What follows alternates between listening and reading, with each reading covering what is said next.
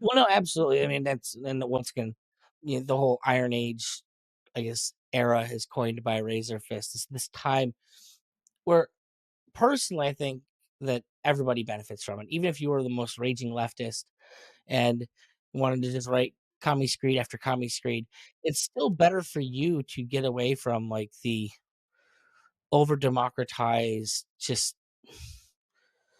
story destroying system that's going to warp whatever you try and put through it. So, like, no matter who you are, you're not going to get out something worth writing when everything is by committee, like good or bad. It's just going to end up kind of trash. I mean, like, the rare exceptions are out there, I suppose, but I have yet to find one. I mean, I guess nobody's telling Brandon Sanderson what he has to do at this point, but Oh, he's capitulated some. I don't follow him that well. I know of him as the guy that took over my dad's beloved Wheel of Time series after Robert Jordan died. Oh, yeah. Oh, well. I know him as the Kickstarter king, so Really, that's a new one to me. Why is that? well, he's had that Kickstarter a few years ago where he wrote, like, that whole series, his last like, one of his secret series during COVID, and he released it on a Kickstarter, and I think it made, like, $4 million or something. And it was a record. It was a record for artists, and other people like me looked at that and was like, "I wish I could do that." I think you all can do that. We just we have to learn a few things about reaching out to other people. Well, if the whole like the whole like sagely wisdom of there are no small parts, there are no small actors, only small parts or something. You know, what was it? Not no small parts, but small characters. Okay, there you go. There's my son. Um, Just help it out. Say we appreciate it on our end. I had it explained to me. Well, the better way of explaining it was I had it explained to me is you never know when your book will like make the difference in someone's life that they needed it. It's like if you're a doctor and you're on a plane, I mean, there are lots of millions of doctors in the world, but if you're in a plane and someone's having a heart attack and you just have to be a cardiologist, and you're the only one on that plane, that's enough of it. I mean, you make enough of a difference by just being there. I've absolutely given this speech to people I've done like sat down with, and it's like it may seem like nothing to you, but you don't know when there's going to be that one person who like is ready to jump, and it's your words that are going to save them. Like you don't know when that person's going to show up. You don't know, and how terrible are you to prevent them from getting what you have to create? It's a, I mean, it's how imposter syndrome actually damages the world. I guess is the way I look at it. It's like if you believe in your writing and you believe it's good and believe that there's an audience for it, you owe it to every one of those people to try and get it out there. I totally agree. And and like I said earlier, there is a bit of investment doing it. But I mean, like if somebody, like you said, is on the brink and it's your words that will save them, or may possibly save them even, isn't it worth giving it a shot? So and it's one of the reasons like I've focused so much on relationship building as an author, and that's to me that's what marketing is. It's one by one going out there. I don't care if it's a new podcaster or somebody who can connect you to a wider audience, or if it's a reader.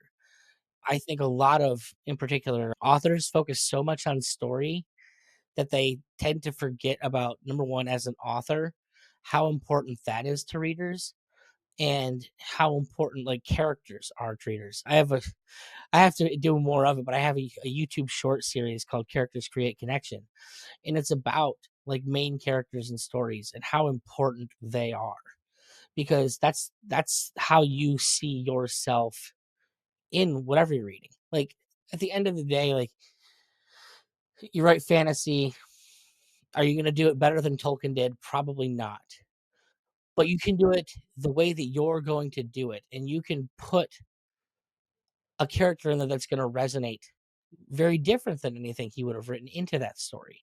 And that's how creators can make their mark and really connect with an audience. So I go on these Kickstarter, these Indiegogo, these Fund My Comic pages, and I read and all they want to do is tell me about their world building and their story. And it's like, look, a Cthulhu monster is a Cthulhu monster. What guy's fighting? That's what I care about. What guy is writing this story? That's going to be the thing that makes me pick up book A versus book B. Like, I can assume if there's a Cthulhu story, it's written one way, and I'll probably be okay with the story one way or the other, you know? Well, I mean, you said you were libertarian, so you used the horror stuff, right? Now, to kind of, I guess, move along, what is your thing that you're working on now, or the thing that you're actually promoting at this moment? All right, so I actually just put it up like this week too. So today I would like to talk about my Kickstarter for my first series I actually talked about earlier. The first book in it is Slumbering. It's the Starlight Chronicles, and I have a graphic novel edition of the first book coming out next year. My kids are at the age where they like books, and I really feel bad they don't like them as much as I liked them as a kid. It's a generational thing. My kid likes her tablet too. Yeah, I bought books on their tablet. It just seems to be the last thing they want to do some days. But they really like graphic novels. So like my daughter likes the Warriors cat kind of theme book by Aaron Hunter, and my kids have Dogman. I refuse to buy them Captain Underpants. Just gonna say that now. I read Captain Underpants when I was in college. That was entertaining, I guess. My son he likes history and he likes military history especially. So he's been reading the Nathan Hale series, the Hazardous Tales from Nathan Hale, and we've had a good job like getting through those. I'm really happy, but they're all like graphic novels, and they like devour them, and it's I'm sitting here and I'm like, okay, like, maybe I can put one of my books into graphic novel. Don't fight it. Just go along with it. Yeah, it's another layer of like I said, an investment that you kind of have to put up with, and you don't know going into it sometimes if you're going to make your money back. I mean, art's expensive. Good art is really expensive. But I'm also really proud, and I hate asking for money. So I mean, I'll be honest. The hardest people to kind of talk to on here for me are the comic book creators, because there's just so many layers of sending other people money to even make that happen, and you don't know if you're going to sell a single copy. Like, you're so many thousands of dollars in the hole before it ever starts, and I actually have a comic book series, so yes, I can attest it's expensive. The nice thing is that I have really a lot of support from my family, and I have a really good story for it too. So I'm really not disappointed. well, I mean, it's a good question here. How important do you think family is to, like, the creative's journey? Like, is it the thing that, like, keeps you going when you don't want to go?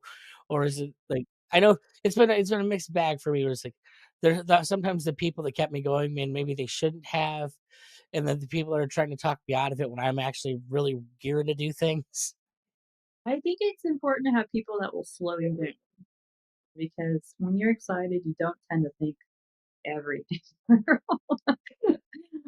And sometimes you can come up with like a really good idea, and like it's almost like waking up in the middle of the night and wrote it down, and then in the morning, like, what was I thinking?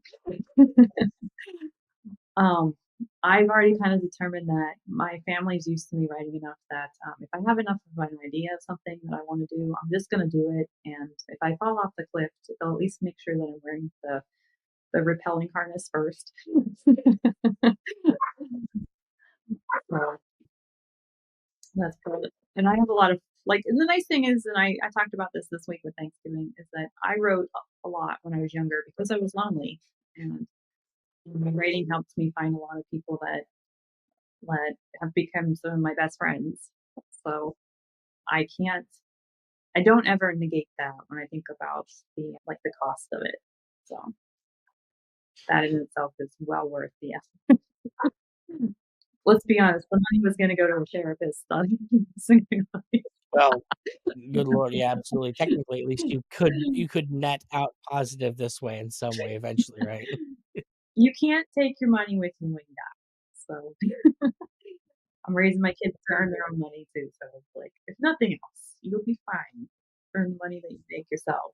Don't give your mother any. I've been teaching my daughter how to sell since the the minute that she came out. Like, here's what we're gonna do, and these are the techniques, and these are how psychologically you have to approach it. And Yep. No, no, no, I tell my son the same thing. "Look, honey, look, you're gonna start dating when you're a teenager, probably behind my back because I won't approve it until you're 18.